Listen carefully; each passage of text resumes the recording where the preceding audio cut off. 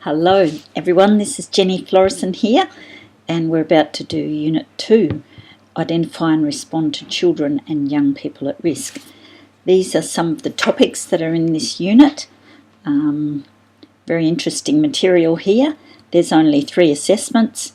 2.1 is knowledge-based assessment that you hopefully will be able to work on straight away. Then there's a case study and some other smaller case studies about ethical behaviour. So assessment 2.1 you'll begin working on. You could even be making notes while you're going through this presentation if you like. That's how 2.1 looks. And we're starting off by talking about our duty of care towards young people in our residence. We all have that moral obligation and the legal responsibility to support the protection and well-being of every young person in our care.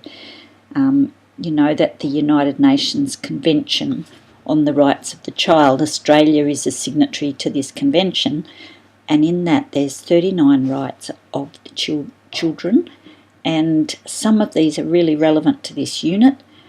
And one of the questions, the first question actually asks you to write down some of these that are very relevant, and a child has a right to those things. It's, of course, up to a boarding residence or any place, school or educational institution to care for young people and protect their rights. And we can protect the rights of young people by always making it our personal responsibility to act appropriately at all times with young people, and to be aware and protect them from any forms of harm or abuse. And that means we need to be able to recognise the types of abuse and the indicators of abuse that a young person might show. It also helps if we can understand the student's home context, where they've come from, and a bit of their sort of background. We also need to know and follow the child protection legislation for our state or territory where we work. And then if we know the legislation, we understand the students, and we're vigilant about knowing and understanding the types of harm that can occur, we can respond promptly and appropriately to any concern. We know what to do, we know what our policies are, we know what the law is, and we can respond promptly. But we also need to be in a supportive environment in our boarding residence, and we need a boarding residence culture which is vigilant and which isn't afraid of reporting when things need to be reported. And that's what came out in the recent Royal Commission into Institutional Responses to Child Sexual Abuse that came out in 2015.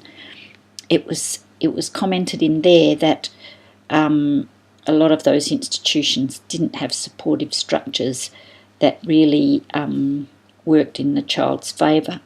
And so we need to make sure our policies are right, that we give good guidance to staff, we mandate training about this for the staff in our boarding residences. Because for a long time now in Australia, in all the states, we've had some laws around the mandatory reporting of child abuse. And that means it's a legal requirement for certain people to report suspected cases of child abuse. And the first state to bring this in was in South Australia in 1969. WA was the last state, and that was 40 years later, 2009. Other Western countries also have mandatory reporting legislation, like the USA and Canada, but surprisingly the UK and New Zealand have not. What is the age of a child under most of this legislation? Usually around Australia it's under 18, so all ages under the age of 18, but some states talk about under 16 or under 17, so you need to know your own state legislation around this. You might say, well, why do we have a duty of care, and what is it? And we have a duty of care for the young people in our care because we are employed by an organisation. We've taken a job which cares for children, and so we have that legal duty of care. If we owe a duty of care, we then may be liable for injury that results from our failure to act.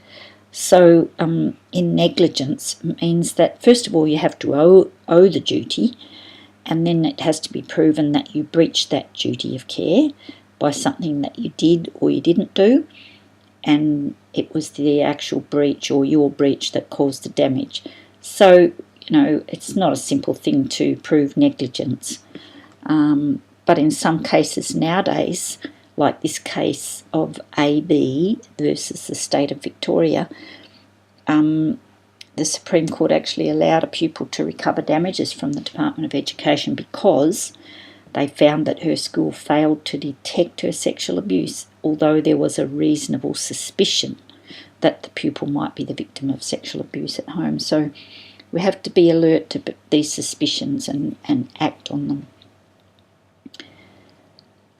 Question 3 in your assessment 2.1 asks, what are some child-focused work practices? And by that we mean just making sure that the child is the main focus of our work practices, and particularly in this area we don't get hung up on what might that mean for the adult concerned, or what are the implications for the boarding organisation, or for our reputation if something happens here. The child should remain the focus of our work practices, and that means we need to have good open communication that's age appropriate. We need to take time to engage with young people, be aware and sensitive, make special allowances, include them in decision making where possible, and listen to their views, keeping them as the primary focus of our work.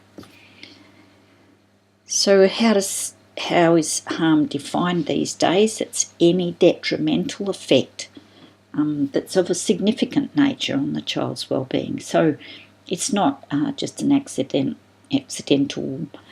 scratch or broken bone from a child's normal accident.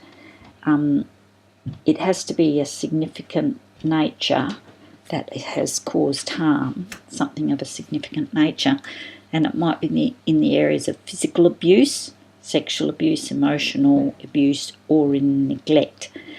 And in some states of Australia, children being brought up in domestic violence situations can be classed as abuse as well in those 3 states. So let's have a quick look at some of the statistics around this, and it's hard to get very up-to-date statistics, but in the year of 2012-13 there was 272,980 notifications of possible abuse.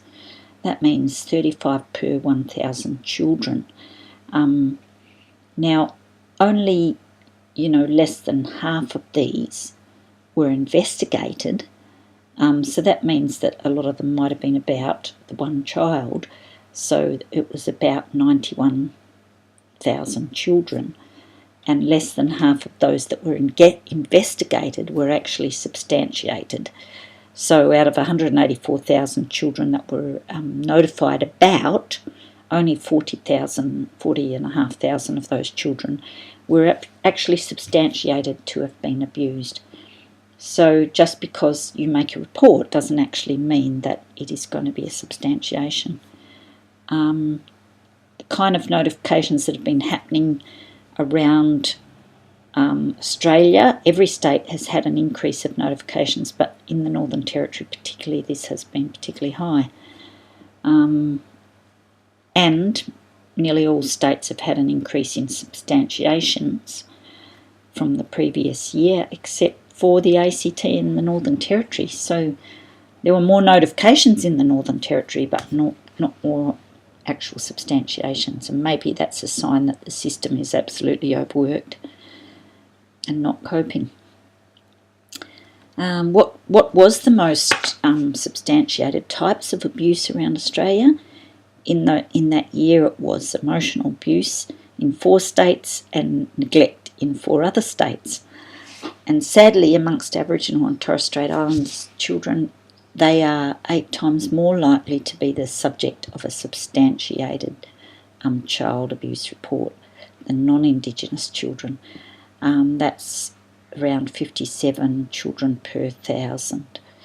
And that means, of course, that a lot more of those children are in out-of-home care now, and that is at about 10 times higher than the national rate for children being in out-of-home care.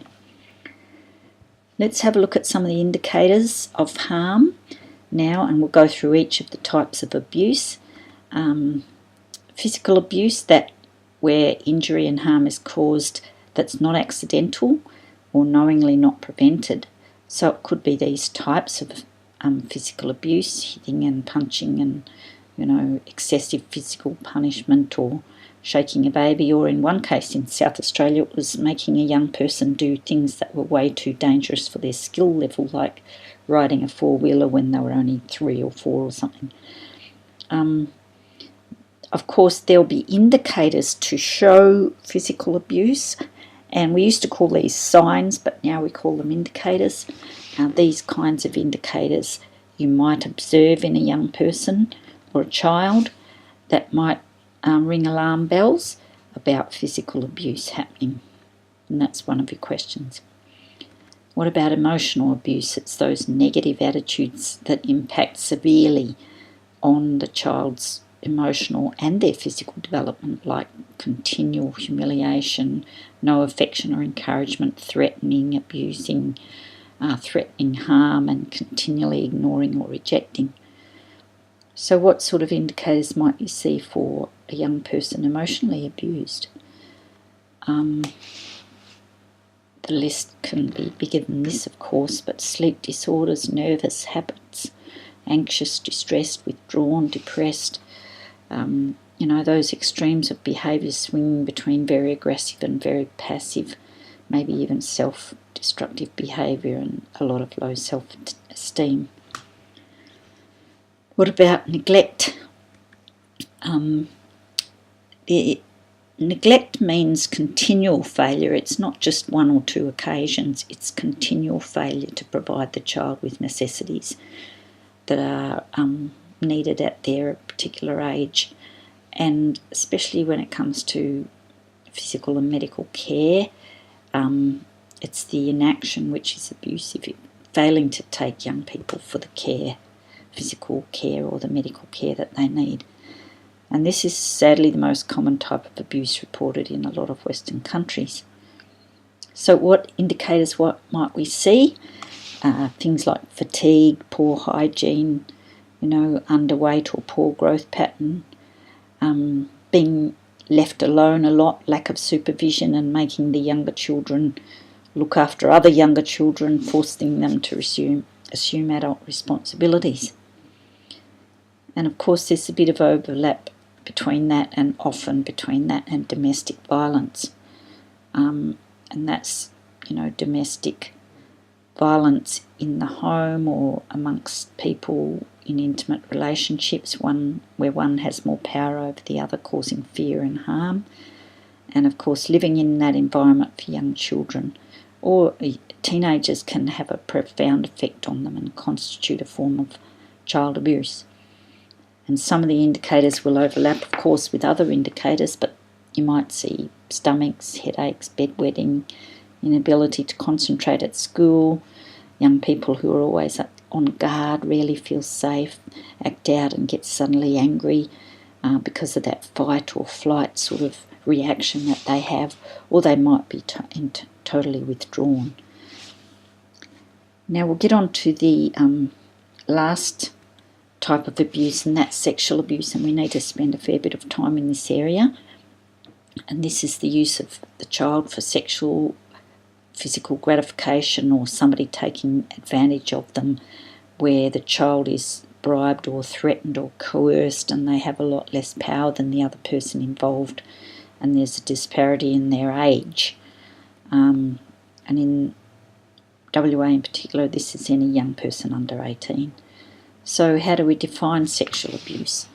It's those normal ways we think of as being sexually abusive, the sexual acts or touching or oral sex, penetration, those kinds of things, but it's also letting a child watch or read pornography or exploiting the child over the internet in some kind of sexual way. So how would we see, what sort of signs or indicators might we see? There's a couple that are pretty much automatic, and that is if a young child or a young person underage has a sexually transmitted infection or is pregnant, then they're pretty sort of conclusive that something's happened. Young people who have that sexualised talk or sexualised inappropriate behaviour, acting for their age, they might create stories, poems, artwork, all the physical kind of signs, and then, but you may not see them in boarding, of course, if the young people have been at home for holidays and might be healed up in that way by the time they come to boarding. But these other signs might linger longer, and that's, regression, doing things they've grown out of, like bedwetting or clinging, nightmares, insomnia, sleep disturbances, covering up their body, hiding their sexual characteristics so they won't be noticed, fear of being photographed or fear of people in authority, and maybe even current urinary tract infections, things like that. If you look in your notes, you'll find a lot more indicators described by a group called Survivors and Friends, and that website, Survivors and Friends website, has a lot more of these possible signs and indicators. And when you think about what a young person goes through, this is how they can say it affects them. And you look at some of these responses, like I get angry at everyone, or I'm too embarrassed, I get depressed, I have nightmares. And look at the bottom one, I just want to tune out and forget it, or get drunk or stoned. We sometimes jump on young people in boarding and they get in trouble for these kinds of reactions, but we need to say what's happened to cause this young person to be responding in this way. It can be an indicator. So how can we minimise the harm of this kind of abuse for young people? Well, of course, the most serious effects are likely if nobody takes action to stop the harm and protect the young person. Harm can be minimised and young people can recover, but how can we minimise the impact of harm? Question 10 is asking this, and the most important thing, of course, is early intervention, and that's why we've got mandatory reporting now in our country.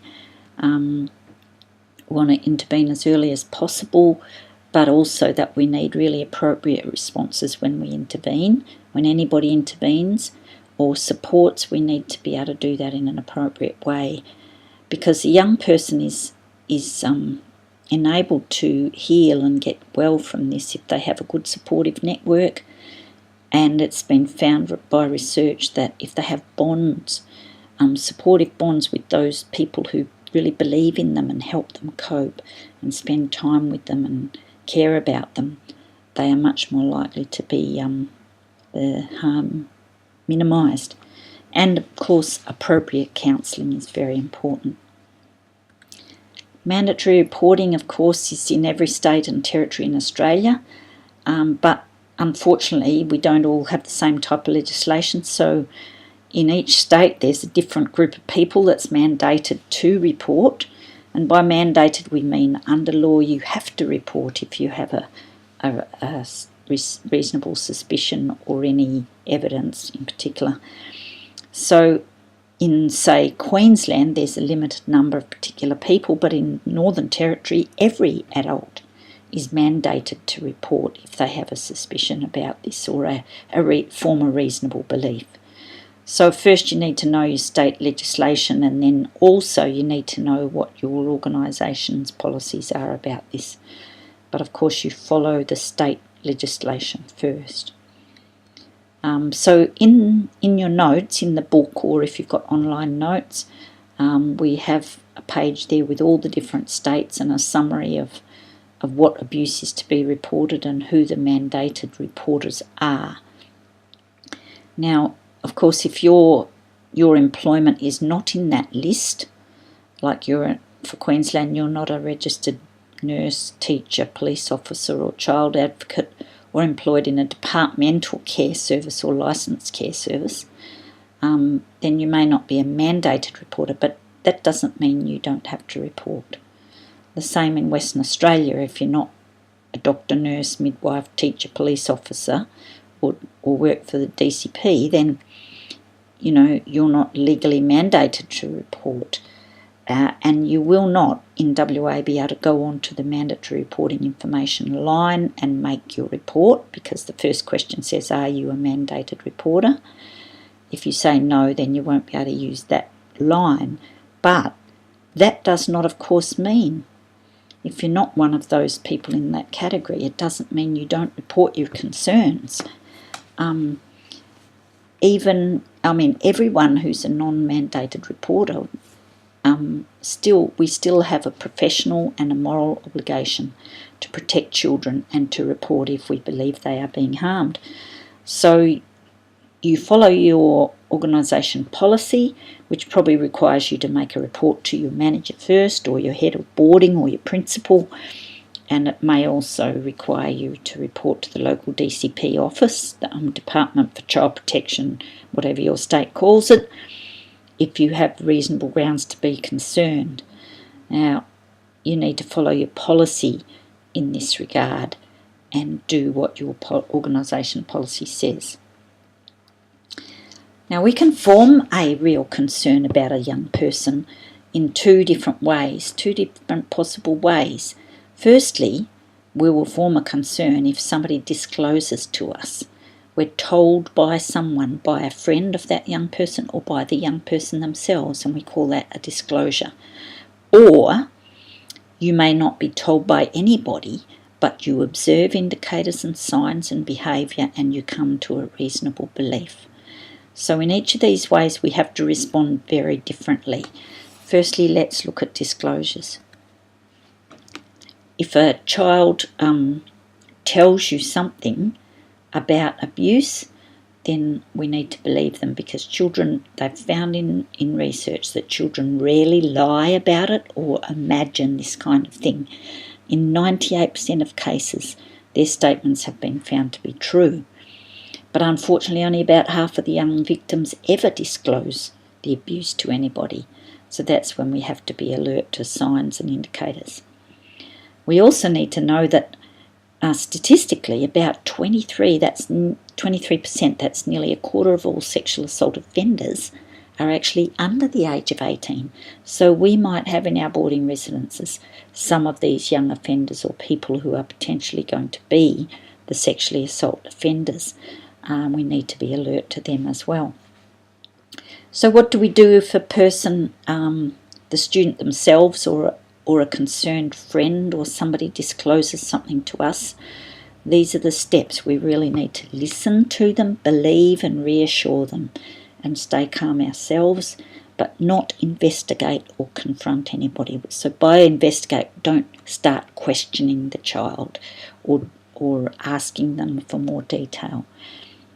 But we do need to let them know what we're going to do.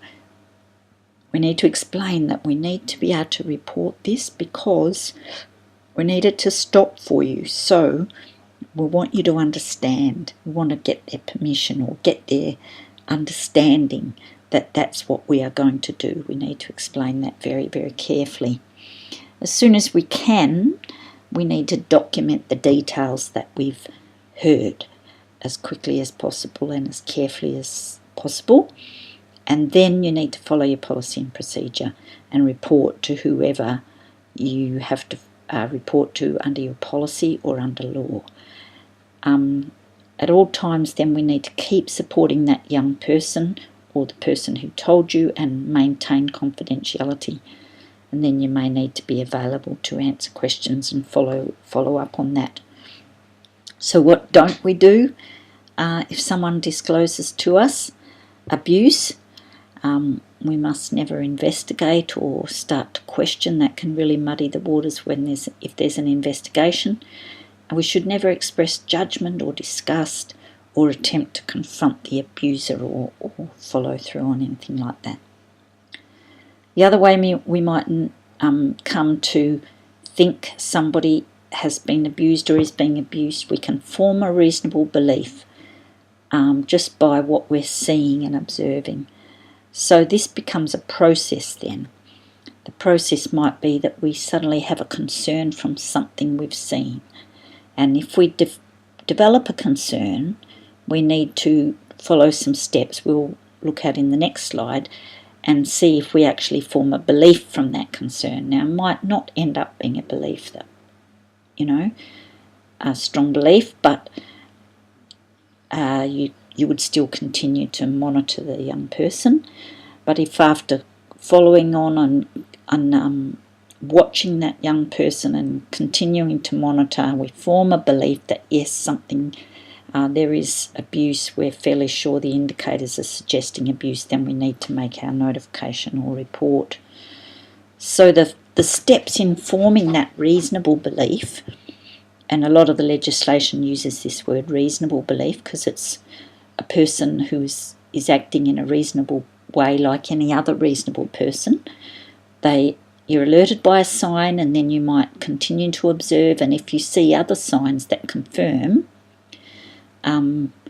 particularly if the signs are a little bit indefinite, then you keep observing, and if you see more than one sign apart from pregnancy or an STI, of course, then you might want to consult with your manager or head of boarding or a colleague in a confidential kind of way, without leading them into thinking along your thoughts, but just ask a non-leading sort of question, have a discussion about that.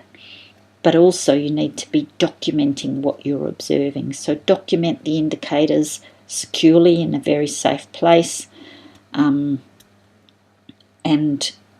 you can't personally keep this record, and we'll talk a bit more about that in a minute. Where you document this is very important. And then it's good to give the young person that you're concerned about opportunity to disclose.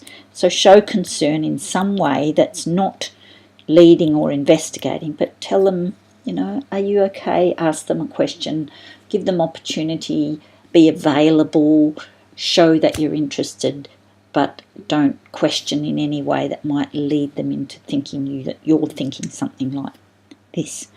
The other way we can provide opportunity for disclosure is just to generally have material available in our boarding houses. And there's some really good websites around, or brochures might be available.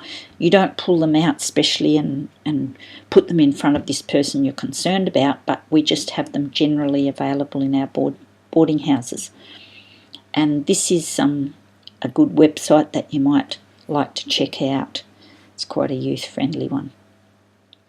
So if we form a reasonable belief that somebody is being abused or has been abused, then we need to follow through and make a report to the appropriate person following our policy and also the legislation of our state. So you ask yourself, if in my state, am I a mandated reporter? Then if you are, you would go on and use the mandatory reporting line and follow the guidelines.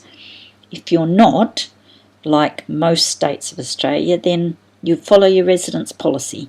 You look up your child protection policy, which you should know about or have had some training in, and it would tell you who to report your belief to and how to report it.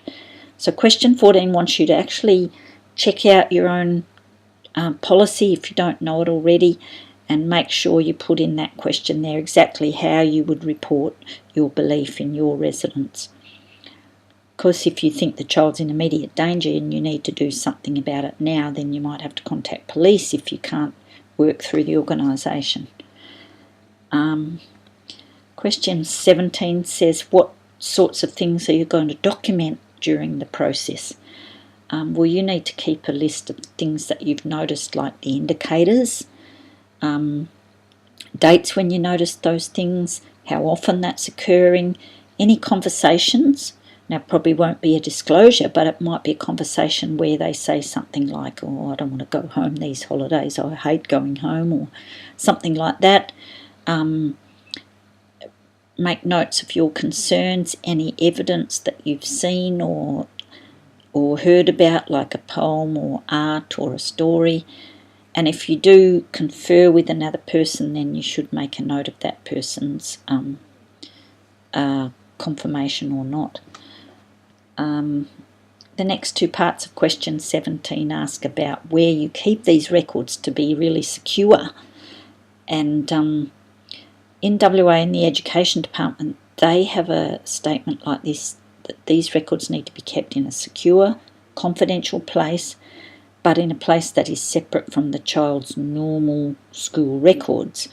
So that any teacher or any other person going through the child's normal record file would not be able to access these notes. So it needs to be in a locked separate file or in an email to yourself that's in a secure place, or in a secure database or work diary note, somewhere that's very secure and only you can access. You can't afford to be allowing this to be read by anybody else at the stage when you're just making notes. Check your policy on this, and if you're unsure, ask your management where you should keep these things safe and secure.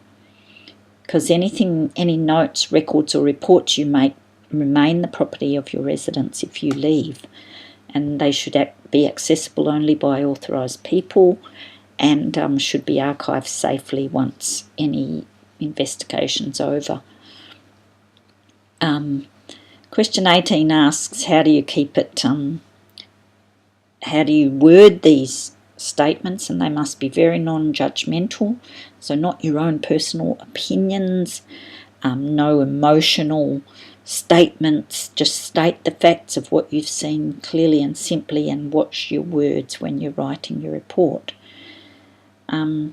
It's also wise, in light of the fact that there's been investigations happening years and years later, that you keep a personal diary record of making a report if you make a report. But again, you have to make it in a confidential way, so this can't be read by other people, it can't be understood by anybody just reading your diary, so maybe in some form of initials, or just a note to yourself that on such and such a day you made that report to somebody about this person, but in a way that can't be easily found by other people. Then what should you do afterwards? You have an ongoing role with these young people that you need to be able to be available and supportive and keep monitoring, and if things change, you should put in another report or follow up on that report and make sure you keep it all confidential. At this stage, I just want to show you Assessment 2.2, which is an actual scenario of a young person that you've been working within your boarding house, and you're starting to see some indicators and you're starting to form a belief. So you might want to at this stage take a break and do Assessment 2.2 while your thoughts are going fresh on this. You can always ring us up if you don't understand an assessment. Moving on then to childhood trauma and how that it affects a young person, and we particularly want to look in one of the questions about the brain of a young person that is going through trauma or has been traumatised. And what happens in the brain is that their nervous system is so activated, they've got this switching on of pathways in their brain, these freeze or fight or flight responses to the trauma that they've been going through. The body gets flooded with these, hormones, and can create an ongoing response which becomes more and more entrenched, the pathways in their brain, the longer that young person is traumatised. So if it goes on for years, these pathways can get very deeply embedded. So the child might have this agitation, they might be hyper-vigilant in certain situations. If they feel any sense of danger, they'll be really tense. They'll be really tense and agitated and hyper-vigilant. Or they might actually learn to dissociate themselves, and they might appear quite zoned out and not connecting emotionally with people.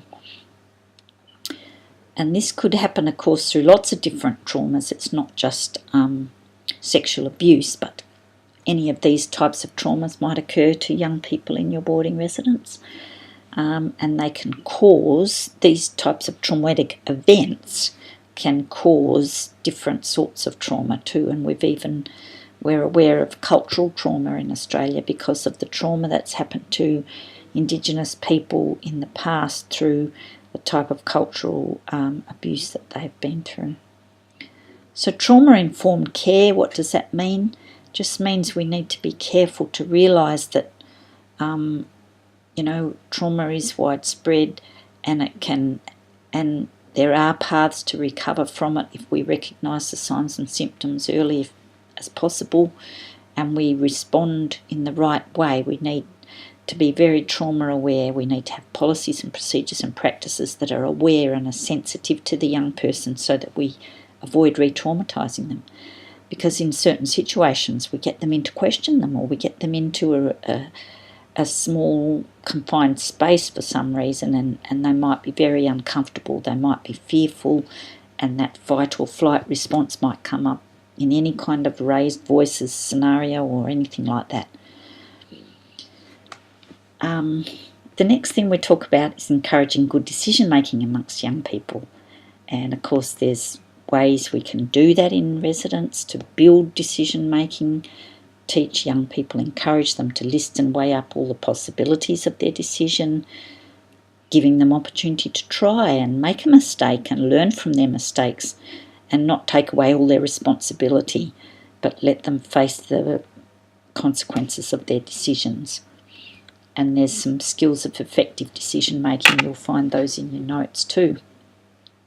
We need to be aware that, a large part of our role is to nurture students, and that often is strongly through, caring relationships. We might be the only people in their life for some young people who are observant and informed and available, but we also need to keep our knowledge current and be up to date with our training, have well-designed programs in the boarding house, because the more connections young people have with significant others, the more secure and safe and confident they are. So we can be available for young people and nurture them. And that means having good programs in the boarding house too, and mentoring and positive role models and all that sort of thing. The last section we're going to look at is what's the difference between legal and ethical issues, because we're going to look at a lot of ethical issues. Sometimes it's easy to identify a legal issue, but ethical issues are a bit different. A legal issue always has a law, and we can usually read up on that law or find out an explanation of it, but ethical issues won't have a law behind them. By definition, they're just kind of social standards, approved standards of behaviour, and particularly in professions there's ethical ways of behaving in our role. The law will deal with illegal activities, but we need to be aware of ethical areas of conduct mostly in our role as a boarding supervisor. So this might be ethical areas like privacy, confidentiality, boundaries between adults and children, keeping our professional boundaries, acting in integrity, dealing with giving young people equal opportunity, financially careful, that sort of thing. So what do we do if we see unethical conduct by some fellow workers? That'll test our own ethical values, and there might be grey areas, and it can be difficult to decide if what we're seeing is ethical or not. So it's often good to check your policy in your boarding house, read up on what you do. If you have a area of ethical greyness, it's often good to have a policy that explains right from the outset what is expected of people, what code of conduct you have in your role, and then if you see somebody acting outside your code of conduct, who do you contact or how do you deal with it? there should be a fair process, so staff members aren't, falsely accused or investigated without due fair process. So if we see it, we should always, if we see something we think is unethical, we should always check the facts and not just assume what we're seeing is what we think it is. We need to give them opportunity to explain, and then do we talk to them about it? Do we approach them and ask them questions and get them to explain, or do we just go and report to somebody? It depends, of course, on the issue that you're seeing. And then who do you report? But what about if it's a person in a higher role than you, a manager or a head of boarding? What do you do then? You need to know your chain of command, and if you're concerned, you need to be able to go up the chain of command. Now, these ethical areas are often in areas of relationships with young people. So boarding staff should have professional relationships with young people and maintain them with integrity and keep our boundaries in place. We can't be their best friend or their buddy. We need to be the person who is there to support them. So this is a good document if you want to look it up. It's an excellent document on protective guidelines in our interactions with young people, and it is very, very good. A lot of the material in your notes will cover these different areas of boundaries, and you'll find that the courts have found that the standard of care owed by education and care providers is very high. It's usually higher than that required for parents even, and we need to be guided by these kinds of codes of conduct and documents about boundaries. Because if we ignore boundaries with young people, we can risk some pretty serious consequences. There might be harm to the young person, we might undermine our professional reputation, damage the confidence of the community in our residents, and we might even risk formal disciplinary action if we overstep these boundaries by our organisation. So it's wise to have a sort of a bit of a mantra here that we can think about. It's a good policy to always make our actions public. Would it stand the test of behaving like this in front of other people and in front of, say, down at the supermarket even? Make our actions visible, so if we have to talk to a young person one-on-one, be in a visible place, not doing things behind closed doors, and so stay public. Make it authorised, so do you have the guardian's consent or the resident's consent? Is the management aware and okay with what you're doing? And make it timely, that's brief and in your normal working hours. There are lots of issues around confidentiality and the handling of personal information. That's very important, so we need to keep ourselves informed about the laws around confidentiality and privacy. And the main two areas I think of is that we mustn't be sharing information with people who don't need to know, who don't need that. Only give information to people authorised to know about, particularly about specific students, and that means not just gossiping and talking about this in any general forum. We also need to keep written information in a safe and secure place. Sensitive data needs to be locked away in boarding houses. And that's part of the privacy policy of boarding residences, usually respecting the privacy of the children and their families. There's a big law reform that came through in 2014, and the Australian Privacy Act, where we need to know all these policies and the way that it works in our residence. There's part of these principles are to do with management of personal information in our boarding house. So I'm not going to go through each of these. They're all in your notes. Have a look at them and be aware of them, that there's you've got to guard the security of personal information, who can access it, who can correct it, and all those sorts of things. And again, it's described carefully in your notes in section 212 and in this document on protective practices. What about physical contact with young people? This is one area where we need to maintain boundaries, and question 29 talks about some good practice with physical contact and what's appropriate and what's not. And I'll leave you to go through those yourself. And then another area is using social networking sites. We need to be careful and model responsible and respectable conduct here. Because, it can look like you're grooming young people if you have them on your networking sites. So images about yourself and information, you have to be careful what's visible there in your role. In general, around boarding nowadays, we're seeing that usually it's not seen to be appropriate to have young people as your friends on your personal site. It can be seen as grooming, and so boarding are developing their own residential sites, and you have to be careful about your comments on there as well, and discussing personal details of yourself or other staff or young people on boarding site, on the boarding network site, or on your own private sites. Other issues